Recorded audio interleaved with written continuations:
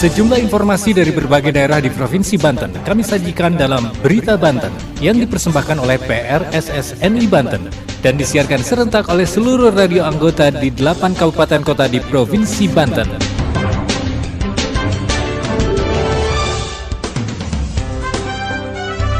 Anda kembali bersama kami di Berita Banten PRSSNI Banten edisi hari ini, Jumat 3 November 2023. Sejumlah informasi dari berbagai wilayah di Provinsi Banten kami hadirkan kembali untuk Anda yang disiarkan serentak oleh seluruh radio anggota di 8 kabupaten kota di Provinsi Banten.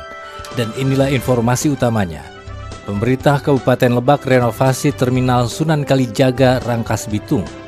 Tuntaskan masalah stunting, 44 pejabat di lingkungan Pemkot Cilegon menjadi orang tua asuh. Balai Besar Pengawasan Obat dan Makanan Serang terus berkomitmen untuk melindungi masyarakat dari peredaran obat dan makanan ilegal yang mengandung bahan berbahaya. Puskesmas Labuan Pandeglang raih akreditasi paripurna dari Kementerian Kesehatan. Bersama saya Aldi Akbar, inilah Berita Banten selengkapnya.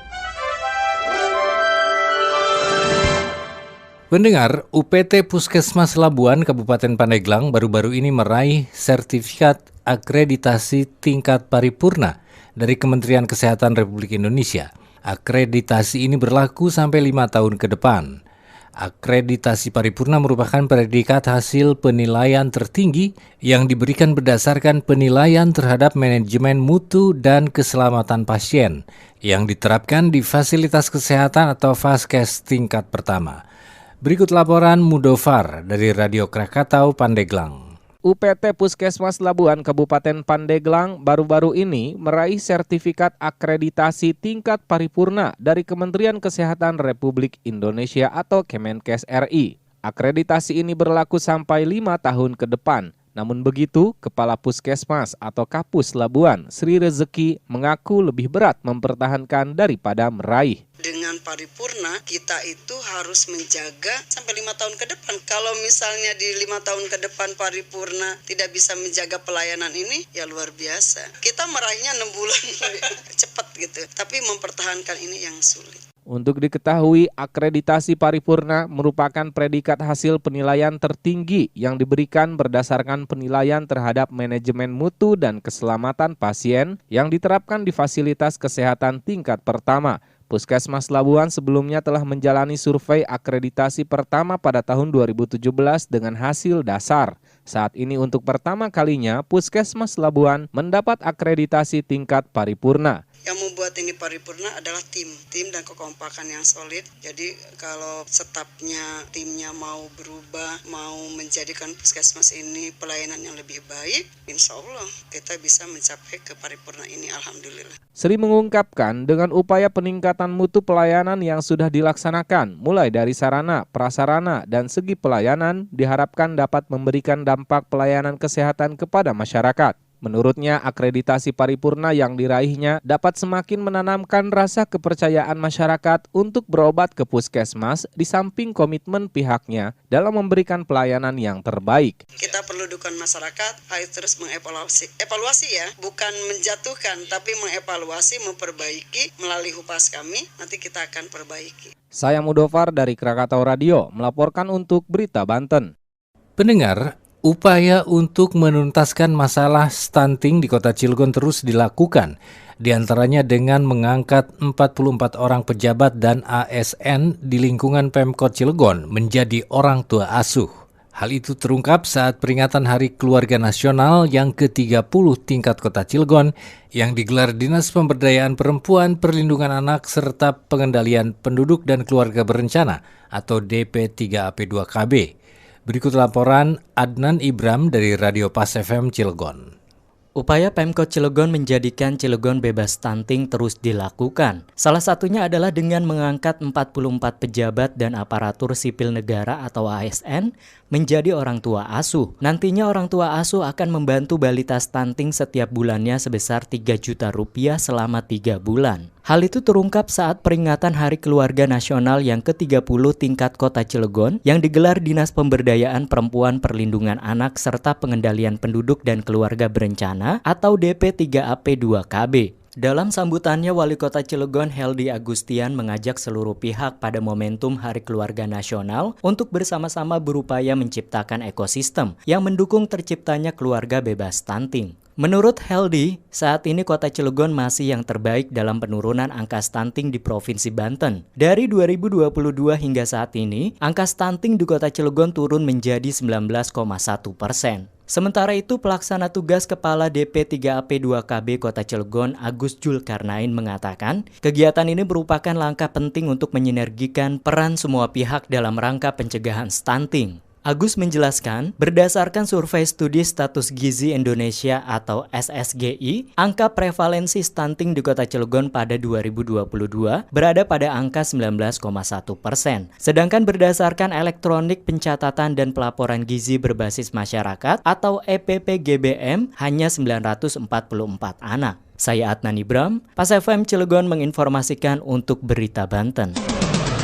Berita Banten. Anda masih bersama kami di Berita Banten PR SSNI Banten.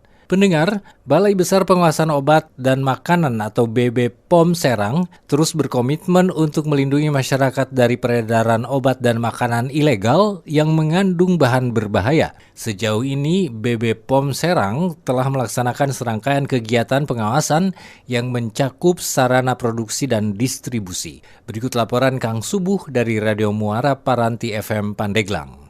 Pendengar, Balai Besar Pengawasan Obat dan Makanan di Serang, BB POM Serang, terus berkomitmen dalam memberikan perlindungan kepada masyarakat Banten dari peredaran produk obat dan makanan ilegal yang mengandung bahan bahaya. Dalam periode Januari hingga Juli tahun 2023 ini, BB POM Serang telah melaksanakan serangkaian kegiatan pengawasan yang mencakup sarana produksi dan distribusi, baik secara daring maupun luring. Kepala Balai Besar POM Serang, Mozaza Sirait, mengatakan salah satu upaya yang dilakukan adalah kegiatan tematik, intensifikasi pengawasan terhadap obat ilegal di wilayah kerja BB POM Serang. Dalam pelaksanaan kegiatan tematik ini, BB POM Serang bekerjasama dengan lintas sektor terkait.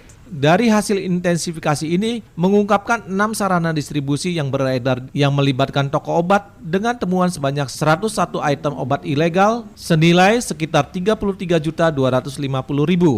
Ditambahkan Mozaza, hingga akhir Oktober 2023 ini, sedikitnya ada 8 perkara kasus obat dan makanan ilegal yang telah diajukan ke pengadilan dan sebagian telah vonis. Namun demikian, vonis yang telah diberikan kepada para pelaku kejahatan tersebut masih dianggap ringan, yakni 2 tahunan. Hal tersebut tentu saja kurang memberikan efek jera, karena seharusnya hukuman maksimal bisa mencapai 15 tahun penjara. Karenanya pihaknya terus melakukan advokasi kepada kepolisian dan jaksa untuk lebih mendorong agar pelaku kejahatan obat dan makanan ilegal tersebut bisa dituntut secara maksimal. Karena menurutnya dampak yang diakibatkan dari konsumsi obat dan makanan ilegal tersebut menyebabkan gangguan kesehatan baik secara langsung maupun jangka panjang. Bahwa sekali lagi, kalau kami bahkan di Badan POM mengatakan kejahatan di bidang obat dan makanan adalah kejahatan kemanusiaan. Ya, karena itu berdampak langsung pada diri kita. Pada katakanlah misalnya obat yang palsu misalnya. Kita mengkonsumsi obat itu harapannya kan kita akan sehat. Ternyata tidak menjadi sehat. Ditambahkan Kepala BB POM Serang, saat ini pihaknya terus melakukan monitoring secara ketat peredaran obat di seluruh apotik dan toko obat di wilayahnya. Karena hal tersebut untuk memastikan peredaran obat-obat sesuai dengan aturan yang berlaku, sehingga tidak disalahgunakan oleh orang-orang yang mengambil keuntungan dengan melanggar hukum. Ya memang namanya kita mengawasi ribuan fasilitas, ya mau itu apotik, toko obat, rumah sakit, puskesmas, kan itu sangat beragam ya. Ya ada yang misalnya tidak bisa mempertanggungjawabkan pengadaan obat ini sekian banyak. Tapi setelah kita cek kok pendistribusiannya ini nggak jelas. Kita sangat concern dengan jangan-jangan ini disalahgunakan oleh pihak-pihak tertentu. Kalau disalahgunakan siapa yang dirugikan? Ya masyarakat kita juga. Demikian Kang Subuh menyampaikan informasi dari Radio Muara Paranti Pandeglang untuk Berita Banten. Pendengar, pemerintah Kabupaten Lebak bakal merenovasi Terminal Sunan Kalijaga di Rangkas Bitung, Kabupaten Lebak. Renovasi tersebut bertujuan untuk merapikan Terminal Sunan Kalijaga dan rencana adanya konektivitas antara terminal dengan stasiun kereta api Rangkas Bitung. Berikut laporan Puja Pamungkas dari Gens Radio Lebak. Pemerintah Kabupaten Lebak merenovasi Terminal Sunan Kalijaga di Rangkas Bitung. Anggaran yang digunakan mencapai 1,7 miliar rupiah. Kepala Dinas Perhubungan di Sub Lebak, Ruli Edward, membenarkan sedang ada pekerjaan yaitu untuk merapikan terminal karena nanti ada konektivitas antara stasiun Rangkas Bitung dengan terminal Sunan Kalijaga. Dari laman LPSC Lebak diketahui ada 2 pekerjaan di terminal Sunan Kalijaga. Pekerjaan pertama yaitu pemeliharaan gedung terminal dan kios. Pekerjaan kedua yakni pengaspalan dan normalisasi area terminal. Ruli menerangkan pekerjaan renovasi terminal sudah dilakukan akhir bulan Oktober dan selesai di akhir bulan Desember tahun ini. Total anggaran yang digunakan kurang lebih mencapai 1,7 miliar rupiah. Anggaran ini untuk membuat pelataran pejalan kaki karena nanti ada jembatan penyeberangan orang JPO penghubung stasiun dan terminal, lalu rehab kantor dan sebagian kios di sana. Ruli menjelaskan renovasi terminal Sunan Kalijaga punya hubungan dengan rencana pembangunan stasiun Rangkas Bitung. Selain itu, penataan ini untuk menghubungkan moda transportasi. Demikian Puja Pamungkas, Gen Radio Lebak melaporkan untuk Berita Banten. Demikian sejumlah informasi yang telah kami sajikan untuk Berita Banten kali ini. Saya Aldi Akbar, sampai jumpa. Terima kasih Anda telah mendengarkan Berita Banten yang dipersembahkan oleh PRSSNI Banten.